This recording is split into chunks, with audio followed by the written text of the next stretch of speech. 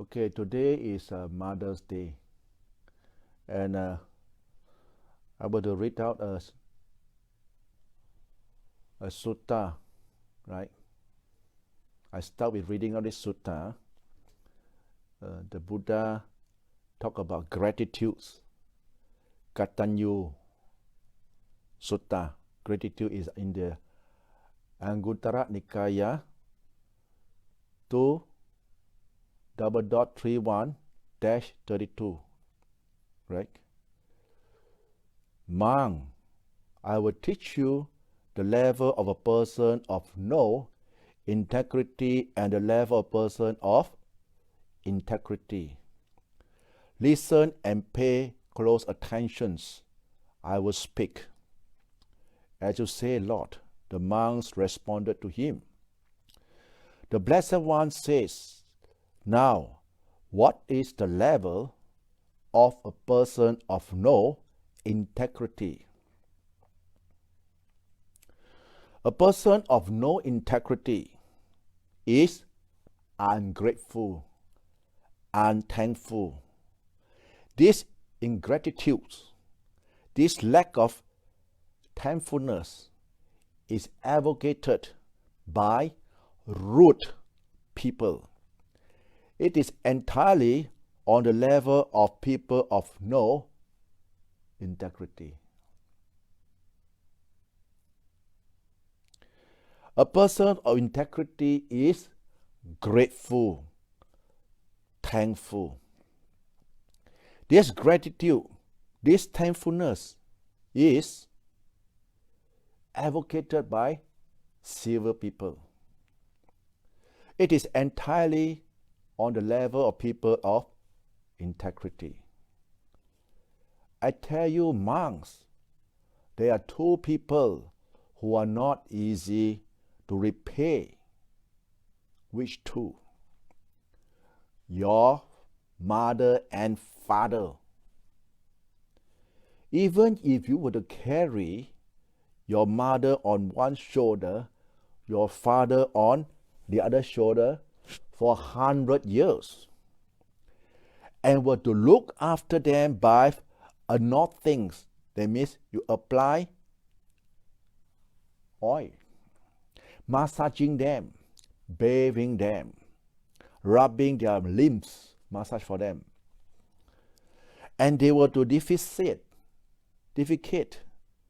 and urinate right there on your shoulder. You will not in that way or repay your parents. If you were to establish your mother and father in absolute sovereignty over this great earth, abounding in the seven treasures, right? You would not in that way pay or repay your parent. Why is that?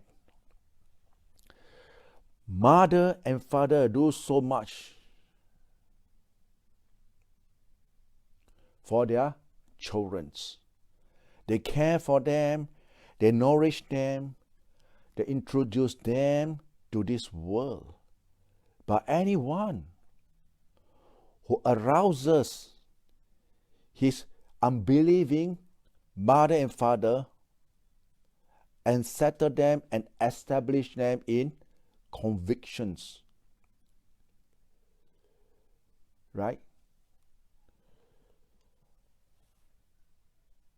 Rouses his unvirtuous mother and father, settle and establish them in virtue.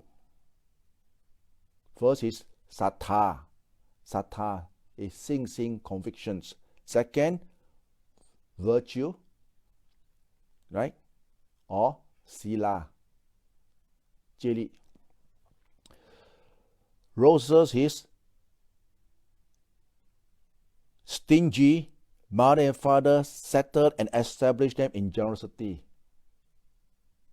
Dana, right? Dana 就是布施、慷慨 generosity, Jaka.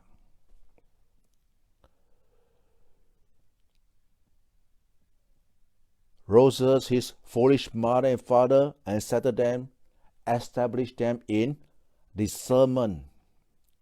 To this extent, one pay and repay one's mother and father.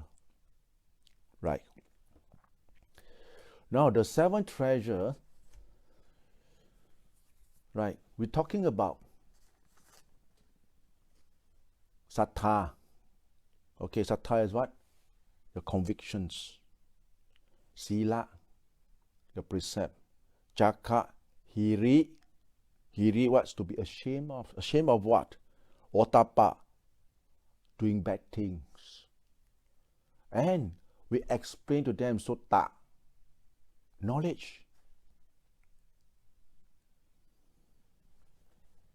And panya, to enable them to differentiate good or bad. A lot of people, they are not informed.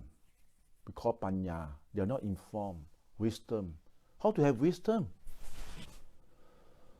You see, this is a sutta. But in true thing applications, we are human beings, right? This body of ours comes from our parents. So we establish on ourselves, we make use of this body that our parents have gifted it to us. Not anybody else, our parents. So we must have the gratitude. We look after them. Give them good clothing, the best food, best clothing, best medical attentions, and lodging. You see, we give them the heart.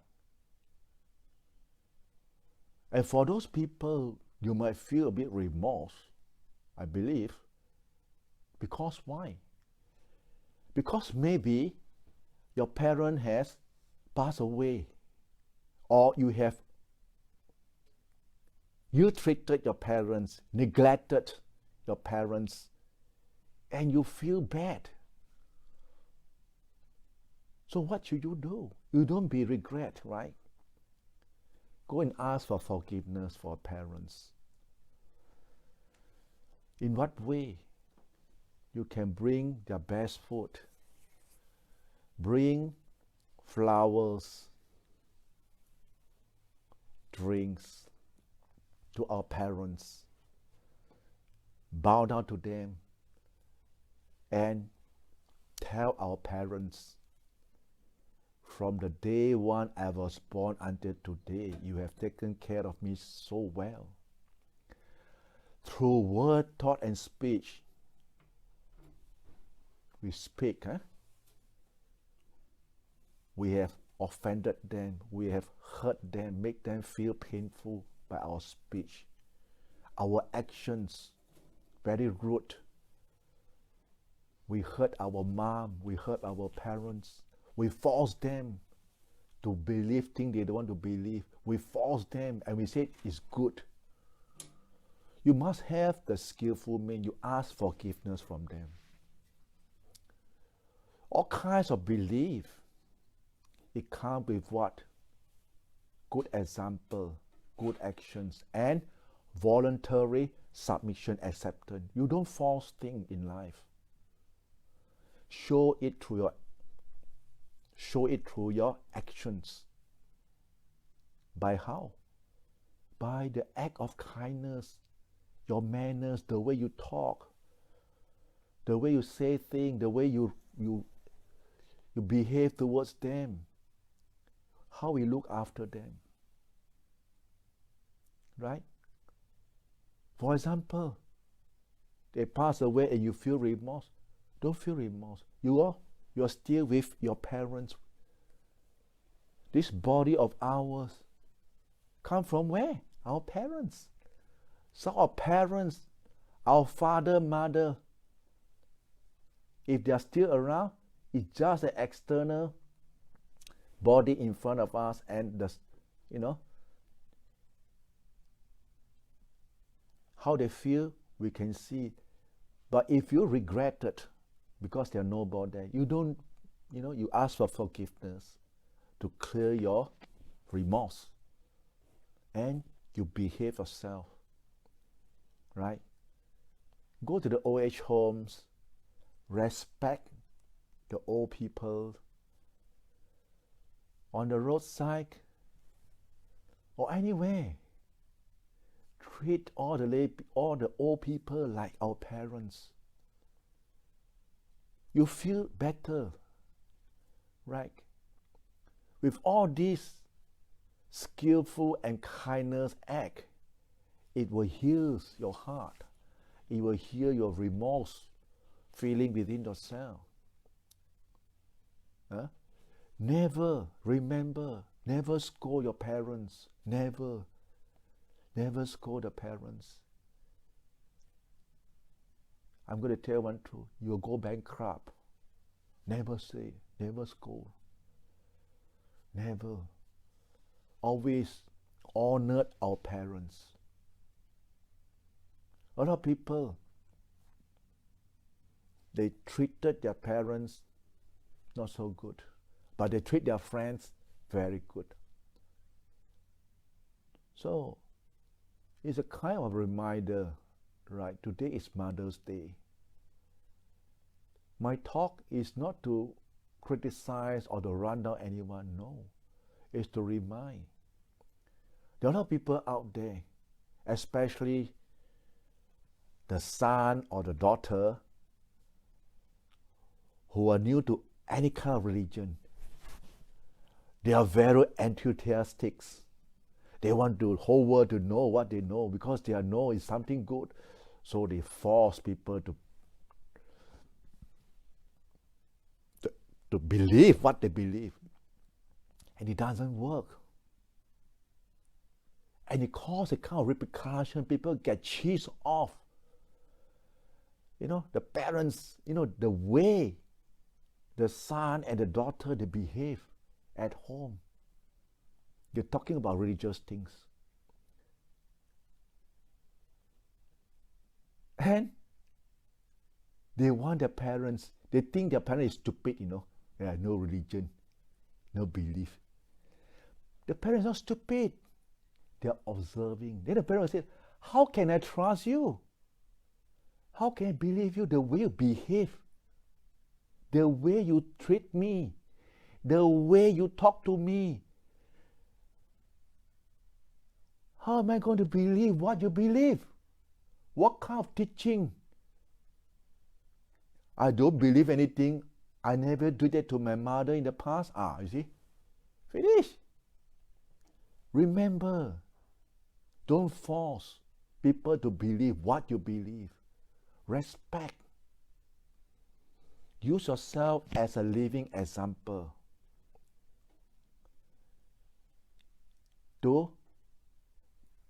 Through action, your kindness that you do, people can feel it. Whether you are a truthful person or you're a hypocrite making out shows to tell people how good you are, how knowledgeable you are. But people can feel, people can know, this is hypocrisy. You're going for something ulterior motive. People can know in the name of certain thing. So remember, for example, we want to do some goodness, right? And we know our mom and dad damn stingy. First thing, they don't even have the trust in you. You force them to, hey, come, I want to do something, you come out something to help this, to help that. You think they will do? They won't do. Because you haven't shown me how truthful you are. What are you going to do with the kind of donation or what? Nobody knows. You see? Establish the trust through your personal behavior. Observe your precept. Do chanting, meditate. Control your anger. Okay, ladies, control angers. Men, control anger. Speak to your parent, speak properly, gently, with respect. It is through your behavior, your actions, people can feel this person is a well-behaved person. And you do chanting, yes. And he meditate. Can see the composure is there. And the way you think is always helping people. The compassion is there. So your mom, you don't have to tell her to believe in you. Your mom will listen to you. People will like to mix around these kind of people because they are nice people. They are not people with a belief, or force people to believe a kind of hypocrisy. No. They believe because through the actions, right? And because of this, the way we behave ourselves, then our parents will be very happy. So whatever thing we want to do, dana, generosity. When you ask your parent, Ma, you want to join me to do certain goodness? Oh yes, I want to join. You want to go to this place, to visit the monks, to visit this religious place, to give food, to give medicine, to give clothing, to give away things, lunch box, to help people. Sure, they will say, yeah. Or even they don't go, you go ahead. I'm happy with what you're doing. You see, I'm happy with what you're doing. It's enough. You are a good kid, I know. I love you. See, they have the trust, the confidence in us in whatever thing we do, because we never one time make them feel sad or make them feel worried. You see, but certain people, they're not like that. They never grown up. Even so grown up, but every time go back, Mama. When the mother don't give, or the father don't give, scold the father, mother some more. What kind of heart you have, hey my friend? What kind of heart you have? Yeah? Remember, one day you will become people's parents. When your son or daughter behave, whatever thing you ever done to your parents, then you feel the aching heart inside you. This is what we call karma. You see, when we are able to do all these good deeds and to bring our parents to believe in what? Karma. You do good, you don't worry, sure come up with good result. You do bad, same thing, bad result. Right? But for people, like I say, what happens if my parent pass away? How? Don't worry. Your parents never go away. You see? Your papa, mama is here. Always with us. The 32 part of the body come from our parents. We are only putting in food, drinking, shitting, urinating. That's all. But this body of ours, we call ours, is from our parents. So in order to pay the gratitude to our parents, right, we must have the convictions, have the faith in the Buddha's teaching. Observe the precept, 5 precept, 8 precept, 10 precept, or ordain the monk like me, better. Abundant merits. A lot of people, they don't understand. They say, how to have merit? It's because of my ordinations, my brother, you see, my relative, people who never do goodness, they come and do goodness. They behave themselves. They know how to behave themselves. They know how to, live like a moral people. And this is very important. Which family do want to lead a happy life? But if your action is contradicting with what you're doing, can you be happy? You can't be happy because there must be a cause. So the cause is that you behave yourself, right? You behave yourself, observe precept, and certain people say, I'm a lay people, how? I'm a lay people, I cannot behave like you all. I got a lot of responsibility to shoulder. Do whatever thing is skillful. I use the word skillful. That is kind. You see, it doesn't have to be, giving a lot of money. No, it's not the money that counts. It's the act of kindness, act of sacrifice, not being selfish, to share and to help whatever help we can offer to people. So we are using this body that our parents given to us to do with those good deeds. Precept, the best is what? Mental cultivations. The best is mental cultivations, meditations, right?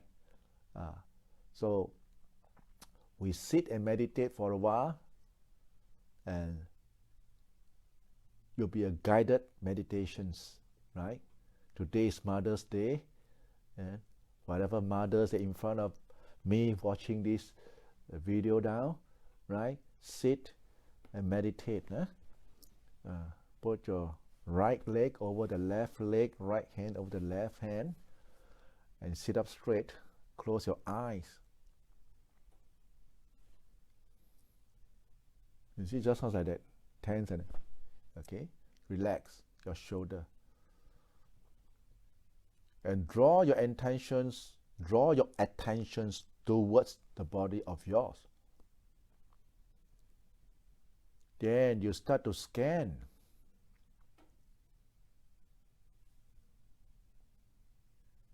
How you feel in this body. Start with your head.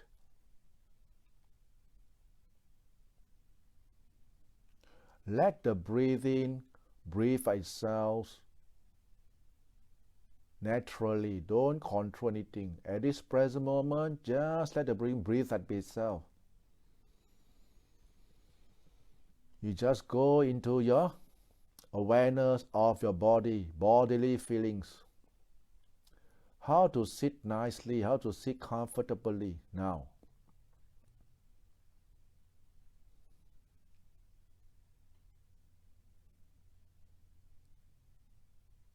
And in order to anchor your mind, you locate a reference point in the body.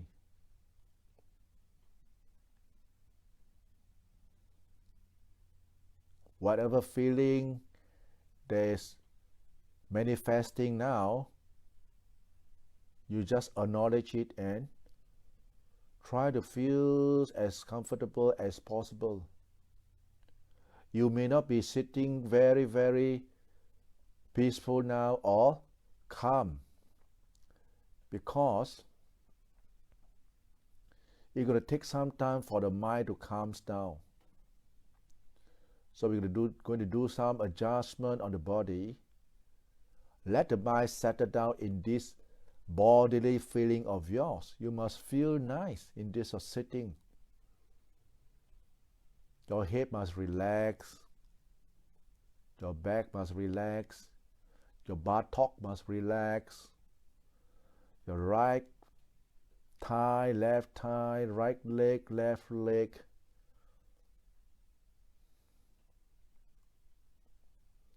Your right shoulder, left shoulder. Right hand, left hand.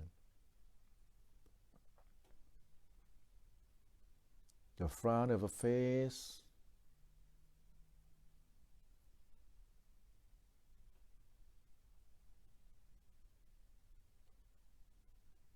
Your chest. Your solar plexus and your lower abdomen. At this stage, when you focus on your lower abdomen, you feel yourself fully anchored. Right? Even though you are anchored to this present moment, you can still feel there are certain tensions that is building up within this body of ours.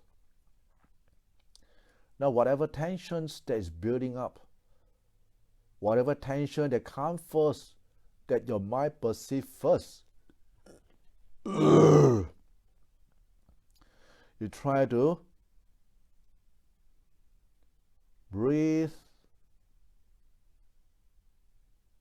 and try to relax the tensions.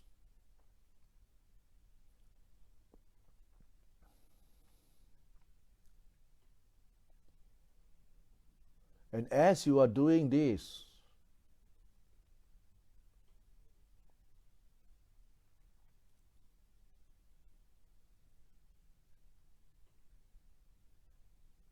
you will perceive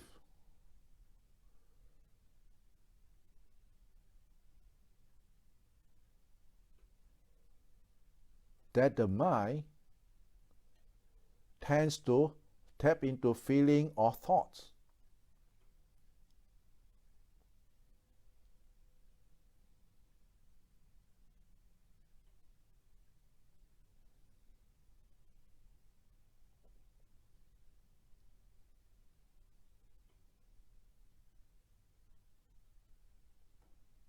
And then you can be aware that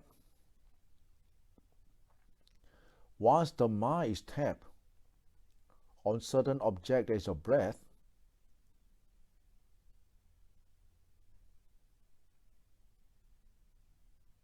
or a thought that is going very slow,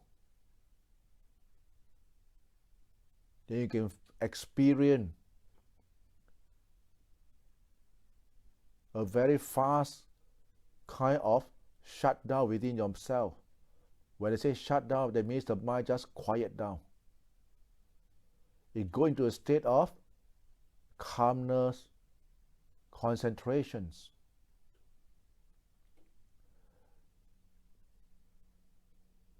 So when the mind has entered this state of calmness, no thoughts, stay alert, stay mindful of this mental state of calmness and alertness.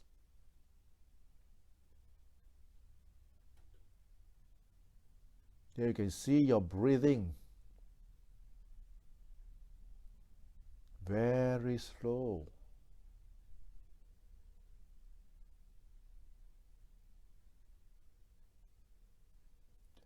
Very shallow.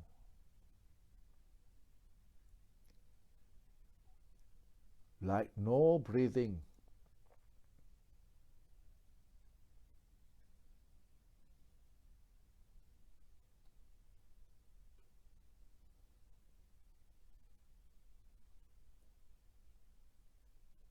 Don't be wary or don't be panic.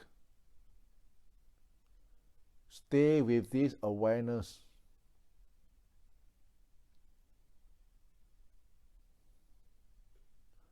Stay with this brightness of the mind.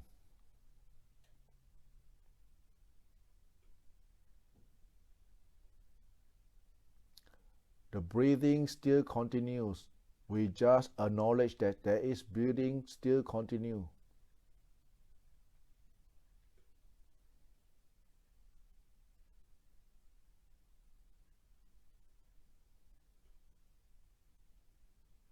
And in your mind,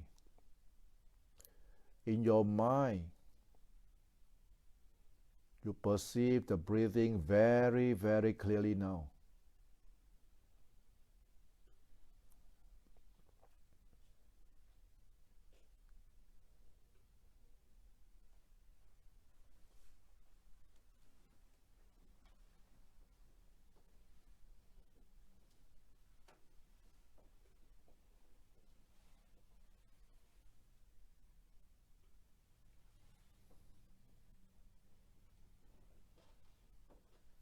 When there's aching arises during your sitting, just acknowledge that there's aching, right? Just acknowledge that there's tensions.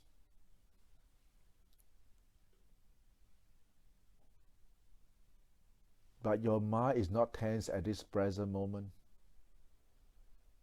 Your mind is calm, peaceful.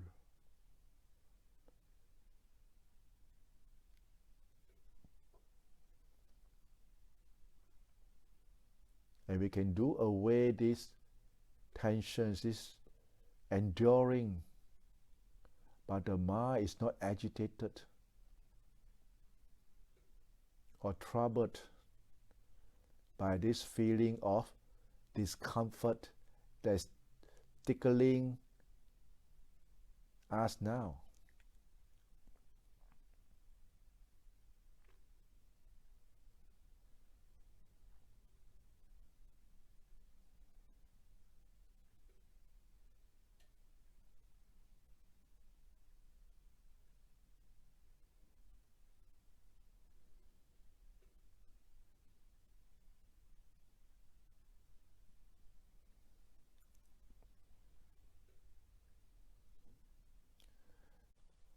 I want to relate one incident.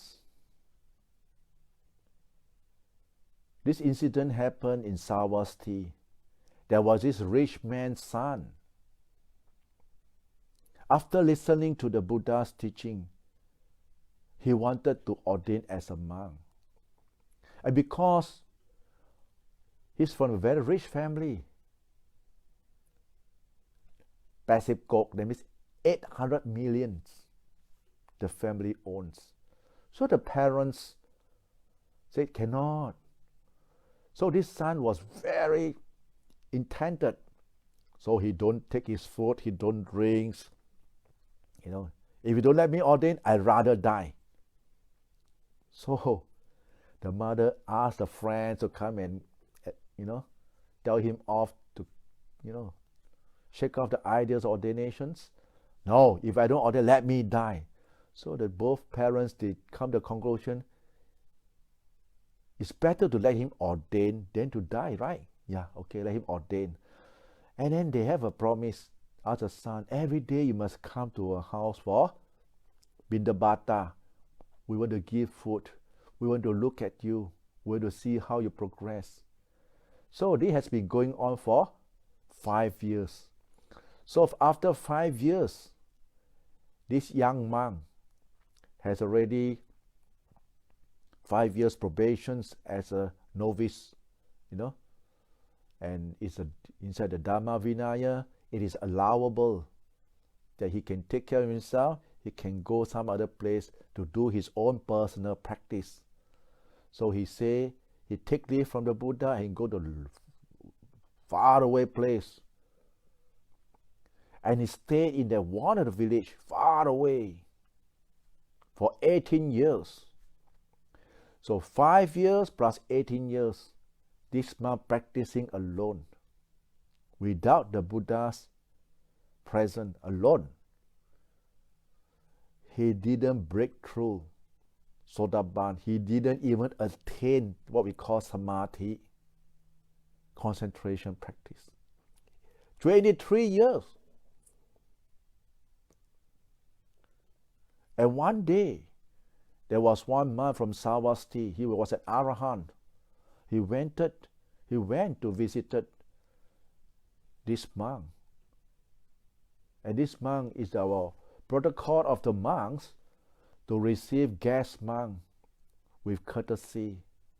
We bow down to them when they are more range, more vasa than us.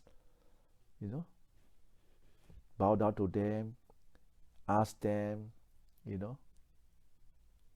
And he said he was from Sarvasti. Oh, this monk, this 23 years monk was very happy because someone come from his hometown, Sarvasti. So he asked, did you go to a family that end of the street? He said, yeah, why? This family is a family that always give dana. Yes, last time yes, but now no. Why? So this 23 Vasa monk was surprised. Why? Oh, they got a son. They went to ordain and never come back. And because of their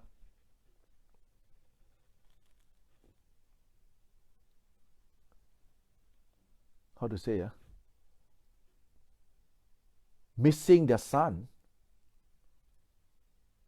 they got no vigor to do anything at all. And in the end, all their fortune has been stolen away, cheated away, and robbed away by his own subordinate. And this couple has become beggar now. When this monk listened to that, he cried, oh, it was my fault. I am that monk. Oh. Now I'm going to disrobe now. I'm going to go back to Sarvasti to look after my parents now. But this visiting monk from Sarvasti said, no, I'm not going to disrobe you. You better go and see our Buddha. He will give you a way out. So after handing over the temple to him, he went back to Sarvasti. Very, very worried, very, very remorse, sad. And when you go back, he reached Sarvasti.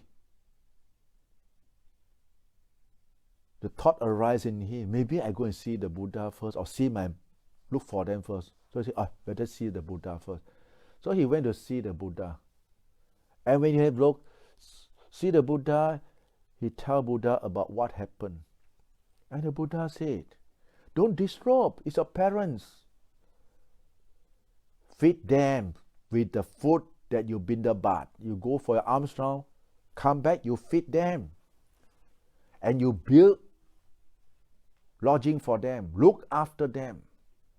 And the Buddha also tell him, when I was a bodhisattva, practicing as a bodhisattva, accumulating my barami, my parents was blind and I look after them.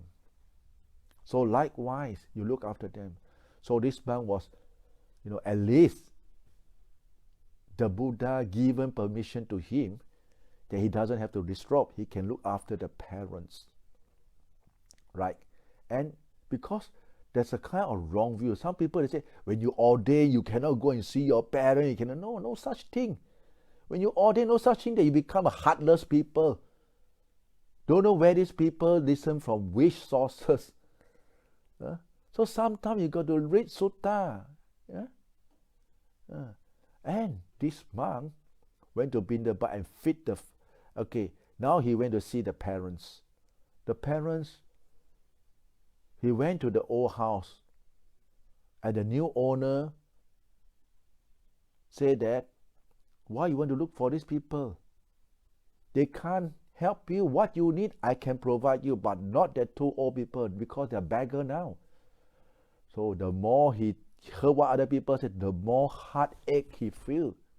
He went to see the parents.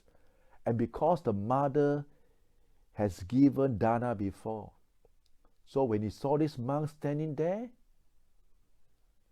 he said, Bhikkhu, please go some other place. And this monk, the voice, go nearer. Bhikkhu, please go some other place. we have nothing to give you. He go nearer, sound like my mom sounds. And then the father was too tired lying down. Maybe our son come back. My parents sound. He go there. He go nearer. Papa, Mama, oh, everybody cry together. Oh, my son come back. You are back. So the son was very sad and remorseful and seek forgiveness from the parents and quickly go and look for food and feed the parents. And as they pass, the parents feel better, get fatter, but this monk get more and more thinner because why? Not enough food for himself, more and more thin. So the brother monk look at this thing, and the brother monk asked him, hey, what happened to you? When you first come out from the forest, wow, you are so bright, so composed. Now look at you, black color, so thin. What happened? Oh, I look after my parents because the food I let my parents eat first. They feel rejoiced at first, and then at the same time they also feel angry that how can you do that? You are misusing, abusing the kindness of the people. How can you let the other people to use the food for monk, not for lay people? Then he said that no. Then they complained to the Buddha, and then the Buddha said, I'm the one who gave him the permission. So this incident is the first incident that happens, and it gives the opportunity, you see, that monk do allow to look after the parents. Monk do allow to even build houses for your parents. Remember, you don't have to disrobe. The Buddha said, no, as a monk, right? And later, this monk, after reunion with the parents, give them the confidence, give them the trust, teach the parents what is called sila, teach the parents the way of life, precepts, right? And sutta, hirotapa, do good, avoid evil, purify the mind. You see? And these parents stay with the son. Yeah? He gained the teaching from the son. Right? And this is the best way as a son that we repay back our parents, is the knowledge of Dhamma, so that to elevate the mind state to a higher level, right? So remember, a lot of people, they have wrong view that you ordain, wow, you irresponsible son. Not true. You know, sometimes we go back, bring things to our parents, bring present, bring medicine or whatever thing they need for them. It's our parents. It's allowable. It's the Buddha allowed this, because a lot of people say cannot. I also heard that also when I first ordained. You see, so sometimes you got to not say sometimes you better go and read the sutta. Better be informed, than to be sorry later, right? So today is Mother's Day, right? And I'm saying this thing because a lot of monks, some monk who ordain, or some sayalay who ordain for years, they don't find joy in the ordination. Why?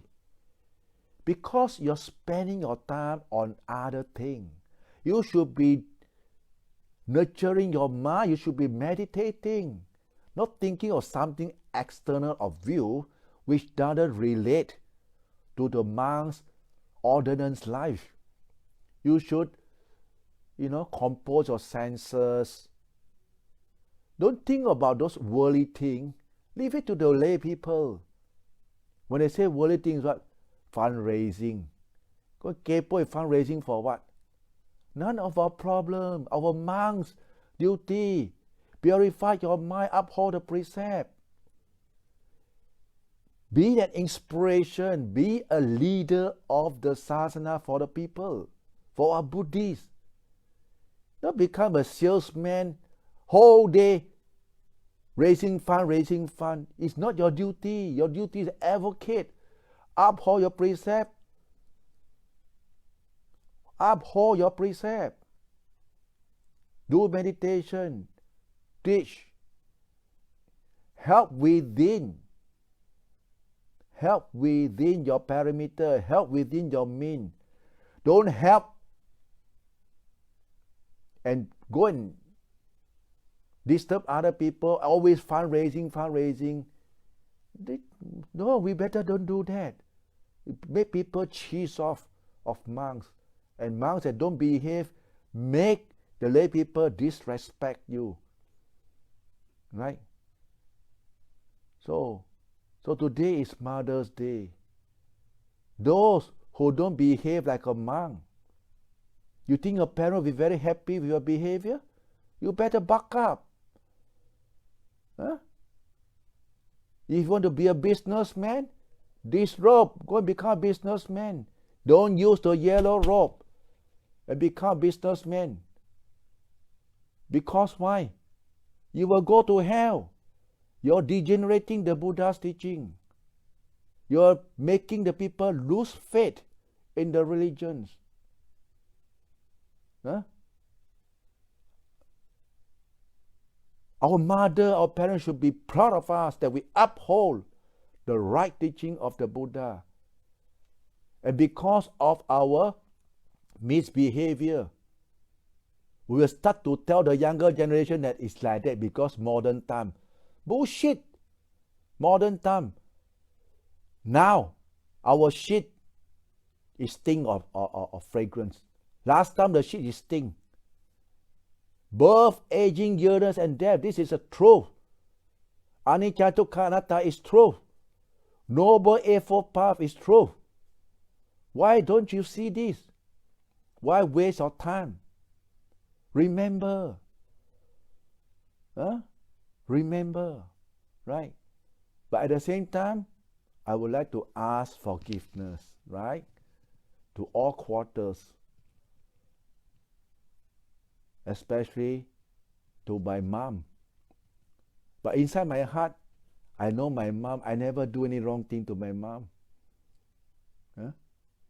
But still, because my mom always think of us, oh, my son never come back. We are very lucky nowadays. We can call, video call, meditate, send metta to our parents, right? So that will be the end of the talk for tonight. 这个就是今天的这个母亲节的开始了哈。现在要给你们祝福。I'm going to give you some blessing. And last but not least, whether you are ordained or lay people, if my talk offended you, I ask for your forgiveness. I got no ill intentions to anyone. It's for our religion. Please uphold. Hold strong.